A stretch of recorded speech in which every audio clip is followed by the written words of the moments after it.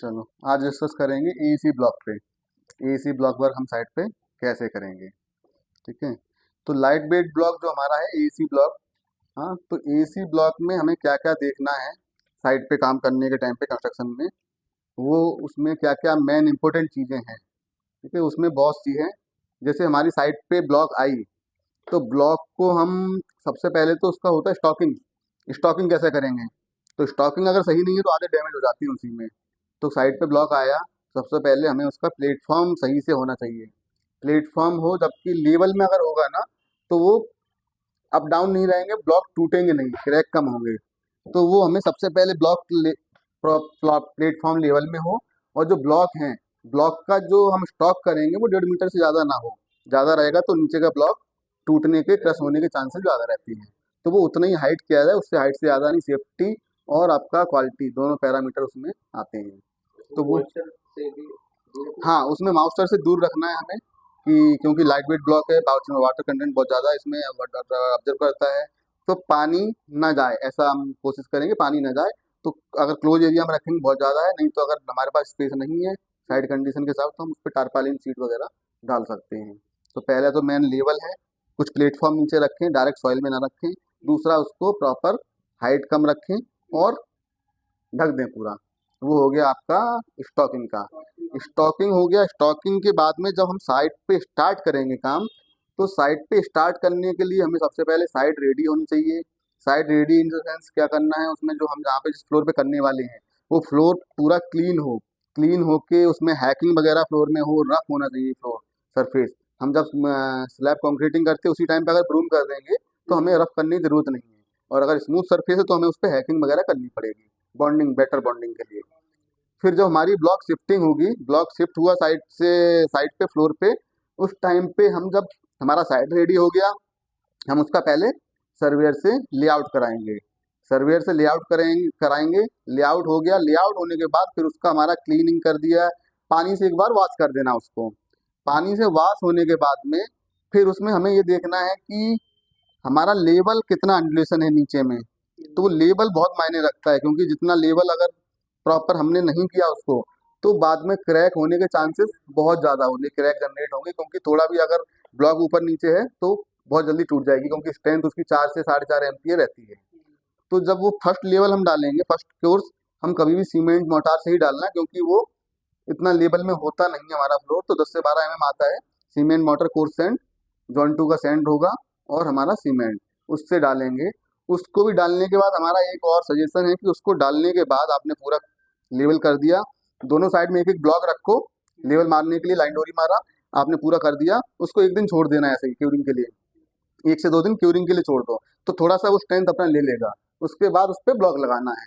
Block लगाने के time पे बहुत जरूरी चीज, 2 3 चीजें हैं जो हमें देखनी है। एक तो है कि उसकी क्लीनिंग, क्लीनिंग बहुत अच्छी होनी चाहिए ब्लॉक की। डस्ट, क्योंकि डस्ट पार्टिकल बहुत होती है, डस्ट पार्टिकल होंगे तो पकड़ेगा नहीं। तो उसका एक ऑप्शन होता है, एक तो हल्का सा स्प्रे कोई ले लो, नहीं तो सबसे अच्छा ऑप्शन है कॉटन क्लॉथ लो या स्पंज लो, उसको वेट करना है। खाली वेट करना, पूरा पानी में वेट करके, और उसको जहाँ पे भी एडेसिव लगाओगे उसको पूरा चारों साइड पहुँच दो उसको।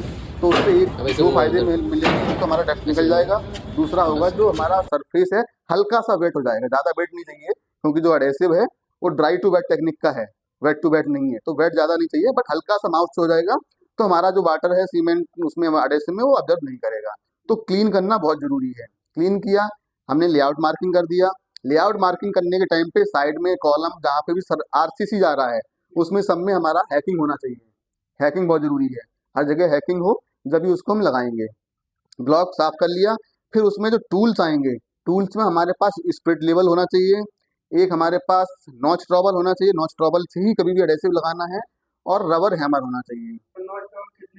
नॉच ट्रॉबल अगर आप 3 mm का एडेसिव लगाते हैं तो आपको 6 mm का नॉच ट्रॉबल चाहिए। जब आप 6 mm का नॉच ट्रॉबल लगाएंगे और उसके बाद आपका जब आप ब्लॉक को प्रेस करेंगे तो वो 3 mm हो जाएगी आपका एडेसिव। तो आपको 6 mm का उसमें नॉच ट्रॉबल चाहिए। नॉच ट्रॉबल से लगाएंगे तभी उसमें बॉन्डिंग आएगी, नहीं तो आपने अगर करनी थापी से लगाया तो वो आपका निकल जाएगा, चिपकेगा नहीं ब्लॉक, वो चिपकता ही नहीं। तो नॉच ट्रॉबल बहुत ही ज़्यादा इंपॉर्टेंट उसमें रोल है। नॉच ट्रॉबल से आपने एडेसिव लगाई, आप ब्लॉक लगाएंगे, उसके बाद रबर हैमर उसमें यूज करना है, ना कि लकड़ी का पैटर्न कुछ लोग यूज कर लेते हैं, कुछ हैमर यूज कर लिया लोहे का, वो नहीं करना है क्योंकि ब्लॉक डैमेज होती है। रबर हैमर यूज करना है। रबर हैमर से आपका प्रॉपर बॉन्डिंग भी हो जाएगी और ब्लॉक बिल्कुल डैमेज नहीं होगी। ये भी आपको एक बार में एक दिन में मैक्सिमम 4 लेयर ही उठाएं, उससे ज़्यादा ना उठाएं, क्योंकि इतना लोड वो, क्योंकि एडहेसिव इतनी जल्दी सेट नहीं होगी तो वो उतना लोड नहीं ले पाएगी। तो ऐसा बोल दूं 4 लेयर उठाएं। और वैसे भी लाइट वेट ब्लॉक में 4 लेयर के बाद एक आरसीसी बैंड डालना बहुत जरूरी है। वो आरसीसी बैंड का इतना ही रीजन है कि जब भी क्रैक जनरेट होता है तो क्रैक जनरेट होगा वो आपका आरसीसी बैंड पे जाके रुक जाएगा, ना कि पूरे वाल में होगा। और उसके बाद ये भी दूसरा ये भी है कि आपका जब इतना लाइट वेट ब्लॉक में कोई ज़्यादा स्ट्रेंथ नहीं है, 4-5 एमपी है, तो अगर आपने 5-6 मीटर का वाल कर दिया और उसमें बैंड नहीं है तो वो भी एक सेल्फ लोड से भी क्रैक आने के चांसेस हैं। तो और आपको डिसकंटिन्यू करना है तो बैंड डालना जरूरी है 4 लेयर, हर 4 लेयर में एक 70 mm से लेकर 100 mm का आरसीसी बैंड M15 का डाल सकते हैं, कोई स्ट्रेंथ का रिक्वायरमेंट नहीं है। ये आप करते हुए जाएंगे।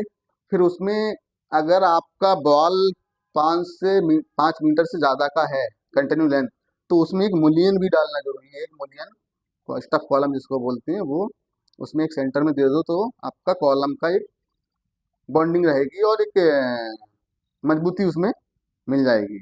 तो वो स्टेफनर बैंड ये इसमें डालना बहुत जरूरी है।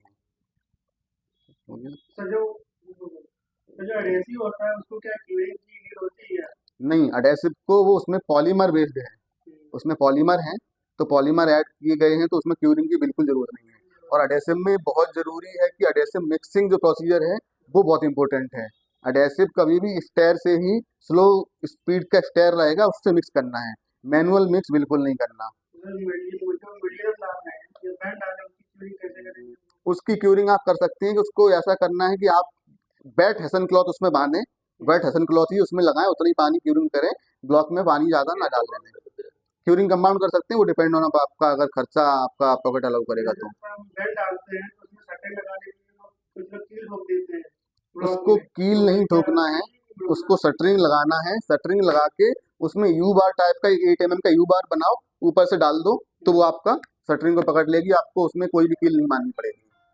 मीडियम का सर वो सरिया होती है मुलियन को आप साइड सपोर्ट कर सकते हो। उसमें सर्कस में क्या उसको रिवाइविंग करते हैं या ऐसे बहुत नॉर्मल जरूरी है, बहुत जरूरी, रिवार जरूर करना है। बिना रिवार के आपको कैसे आपको बॉन्डिंग आएगी? रिवाइविंग के बाद क्या उसको सीमेंट आपको सेक्शन कर देते हैं? नहीं, उसमें आपको बहुत सारे प्रोडक्ट हैं रिवार केमिकल, बहुत सारे हैं। तो आपको कभी भी उससे पहले सजेशन लेना चाहिए कि वो नॉन स्ट्रक्चर आइटम है, सब स्ट्रक्चर में आता है, तो आपको नॉन क्रिटिकल आइटम के लिए वो आपको सस्ता वाला रिवार केमिकल सजेस्ट कर देंगे, वही यूज करना है। और उसमें जो अडेसिव है, अडेसिव मिक्सिंग का फॉर्मूला ये है कि वाटर टू पाउडर मिक्स करना है। पहले पानी डालना है, उसके बाद पाउडर डालना है, उसके बाद स्लो स्पीड स्टेयर से मिक्स करना है तो प्रॉपर मिक्स हो जाएगी। उसमें देखेंगे ना, अगर हाई स्पीड में रहेगा तो उसमें बबल जैसे आ जाएंगे, वो नहीं आने चाहिए, एयर नहीं जनरेट होनी है उसमें। हाँ, स्लो स्पीड से करना है तो आपका पूरा उसमें सर ये वाटर एडहेसिव एडहेसिव है क्या रहना चाहिए? वो डिपेंड करेगा आप किस कौन सी कंपनी का एडेसिव ले रहे हैं, उसका टेक्निकल डेटा शीट पढ़ना पड़ेगा आपको, और उसका टेक्निकल डेटा शीट के हिसाब से ही करना। जनरली 1:3 रहता है जनरली, लेकिन फिर भी आप पहले टेक्निकल डेटा शीट उनसे मांगे जो कंपनी का एडेसिव है। अगर नहीं रहेगी आप ऑनलाइन डाउनलोड कर सकते हो, उसमें आपको टेक्निकल डेटा शीट में वाटर सीमेंट रेशियो मिल जाएगा, उतना ही आपको यूज करना है।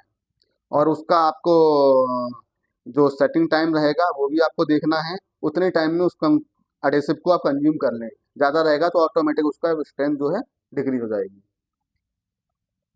और सर जो उनकी एक ब्लॉक के ऊपर दूसरा ब्लॉक जो होता है उसके ओवरलैपिंग कितना नहीं, जॉइंट ओवरलैपिंग उसको कितना ब्लॉक मिनिमम के होना चाहिए? सेंटर में आना चाहिए।